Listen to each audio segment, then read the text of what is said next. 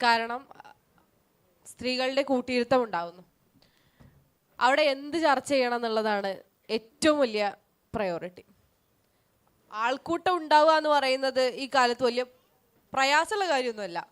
നല്ലൊരു ബാൻഡ് പരിപാടി വെച്ചാൽ ഏതാളുകളും ഓടി വരും. അല്ലെങ്കിൽ നല്ലൊരു പ്രഭാഷണം ഉണ്ടായാൽ, നല്ല ആക്ടിവിറ്റികൾ ഉണ്ടായാൽ, ഒന്നുമില്ല, നല്ല ചായ കുടിക്കാൻ ഒരു കട ഉണ്ടായാൽ തന്നെ ആളുകൾ ഒഴുകി വരും.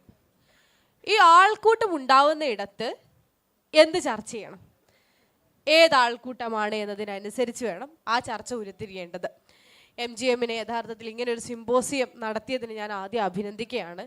കാരണം പുതിയ കാലം അല്ലെങ്കിൽ ഇനിയുള്ള കാലം നമ്മൾ കുറച്ചുകൂടി ഗൗരവമായിട്ട് കാലെടുത്ത് വെക്കേണ്ട ഒരു വിഷയം എന്ന് പറയുന്നത് ഈ കുടുംബജീവിതം തന്നെയാണ്. ദാമ്പത്യ ബന്ധങ്ങളെക്കുറിച്ച്, കുടുംബജീവിതത്തെക്കുറിച്ചൊക്കെ വികലമായ ധാരണകളാണ് ശരിയായ ധാരണകൾ എന്ന് പരത്തപ്പെടുന്നൊരു കാലത്തും.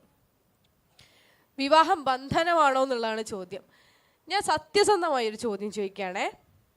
ഈ ക്യാമറ ഒന്നും നിങ്ങളെ മേലിലേക്ക് തിരിയൂല. നിങ്ങളാരും നിങ്ങളല്ലാതെ വേറൊരാളെ നോക്കും ചെയ്യരുത്, നോക്കരുത്. കാണുന്നതിനിപ്പോൾ നമുക്കൊന്നും ചെയ്യാൻ പറ്റില്ലല്ലോ, പക്ഷെ നോക്കരുത്. വിവാഹം ബന്ധനമല്ല എന്ന് വിശ്വസിക്കുന്ന എത്ര ആൾക്കാരോടുണ്ട്?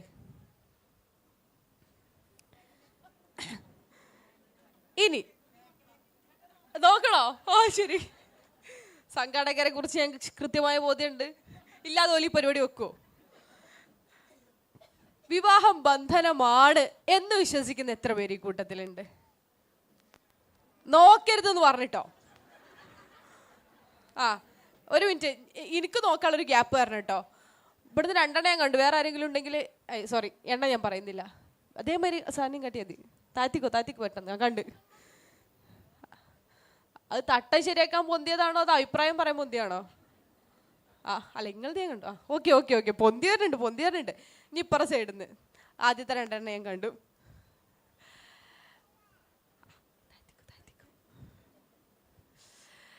ആ കൈ പൊന്തൽ ഞാൻ കാണുന്നുണ്ട്.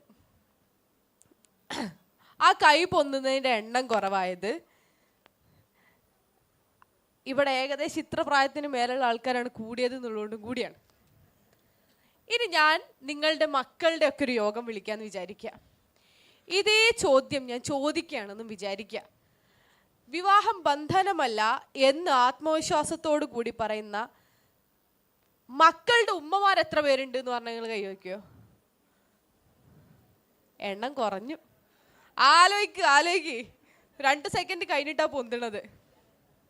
കുഴപ്പമില്ല, വളരെ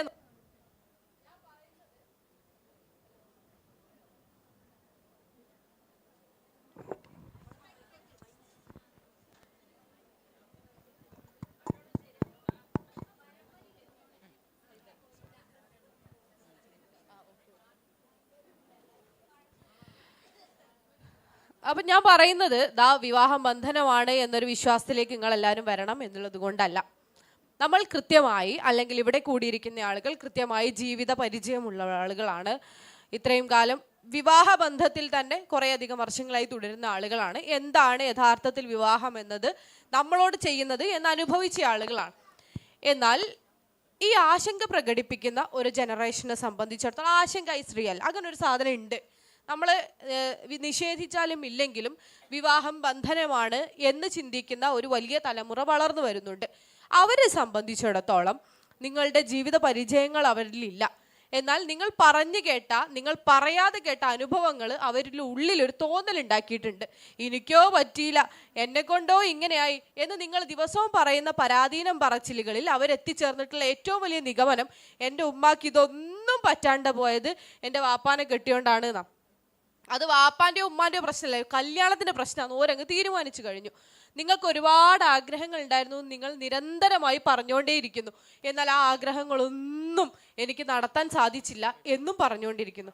ഞാൻ പറഞ്ഞു, നിങ്ങളാരും മോശക്കാരാന്ന് പറയല്ല, ഞാനടക്കം. പരാതിയാണ് നമ്മുടെ ജീവിതത്തിൻ്റെ ഏറ്റവും വലിയ സാധനം എന്ന് പറയുന്നത്. എന്താണ് ഏറ്റവും കൂടുതൽ പറയുന്നത്? അത് പരാതിയാണ്. സമയം വളരെ പരിമിതമാണ്, ഞാൻ അവസാനിപ്പിക്കാം. ഞാൻ ഇതിൽ തുടങ്ങി വെക്കാൻ ആഗ്രഹിക്കുന്ന ഒരു സ്റ്റേറ്റ്മെൻറ്റ് ഇത് മാത്രമാണ്.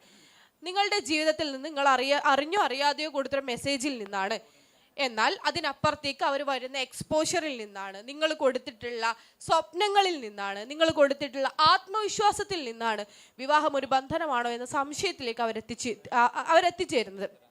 കാരണം പൂർണ്ണമായും സാമ്പത്തികമായോ ഒരു പരിധിവരെ മാനസികമായോ ശാരീരികമായോ പോലും മറ്റൊരാളെ ആശ്രയിക്കാതെ ജീവിക്കാൻ പറ്റും എന്ന് വിചാരിക്കുന്ന, ഇൻഡിപെൻഡൻസിന് കുറച്ചുകൂടി പ്രാമുഖ്യം നൽകുന്ന, അവരുടെ വിദ്യാഭ്യാസം കൊണ്ട് തന്നെ അങ്ങനെ ഒരു കഴിവ് നേടിയ ഒരു പരിധി വരെ, ഞാൻ ശാരീരികവും മാനസികവും എന്നല്ല പറയുന്നത്, എന്നാൽ കൂടി ഇൻഡിപെൻഡൻ്റ് ആയിട്ട് ജീവിക്കാൻ പറ്റും എന്നതിനുള്ള ഒരു കഴിവ് നേടിയ ഒരു തലമുറയാണ് കുറച്ചുകൂടി വളർന്നു വരുന്നത്.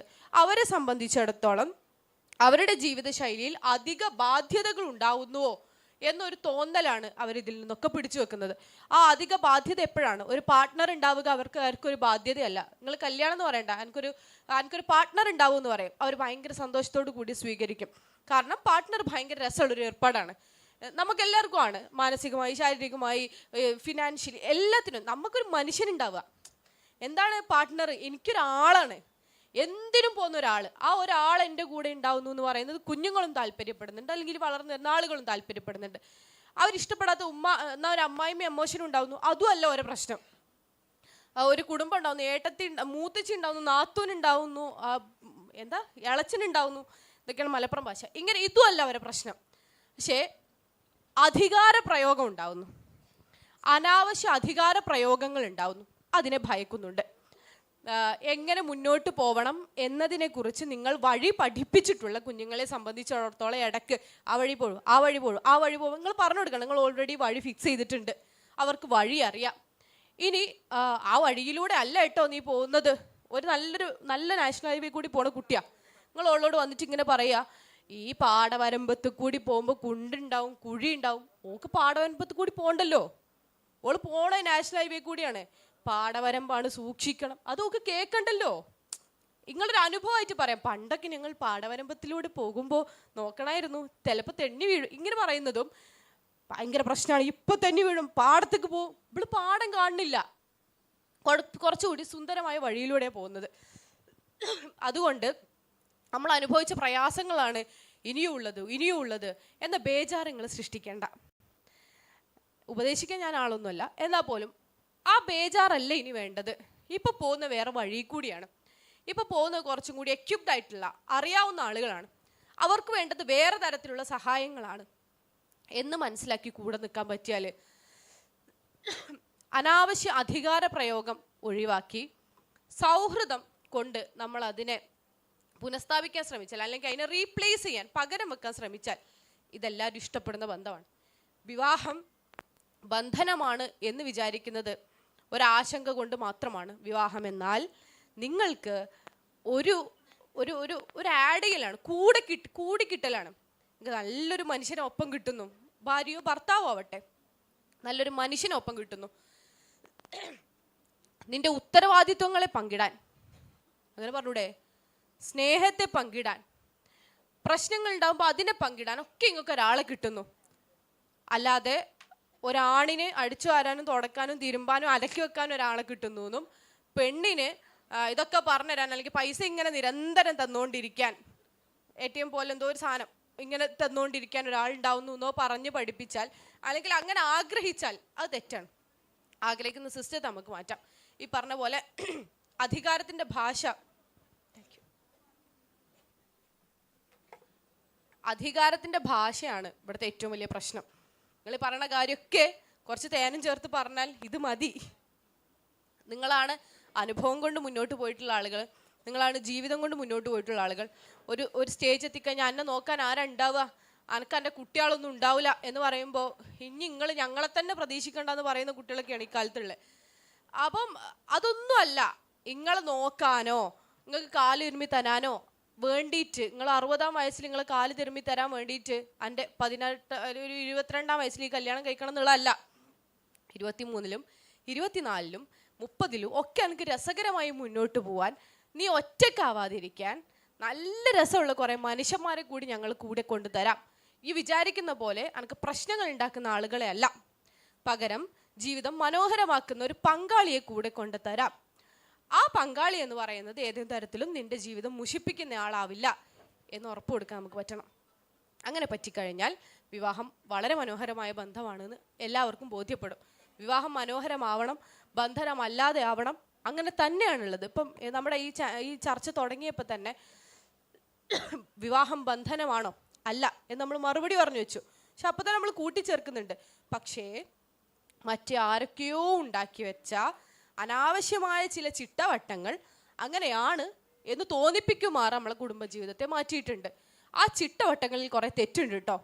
ആ തെറ്റ് തിരുത്താനും കൂടി തയ്യാറായി നമ്മൾ മുന്നോട്ട് പോയാൽ മാത്രമേ ഈ പറഞ്ഞ പോലെ ബോധ്യവും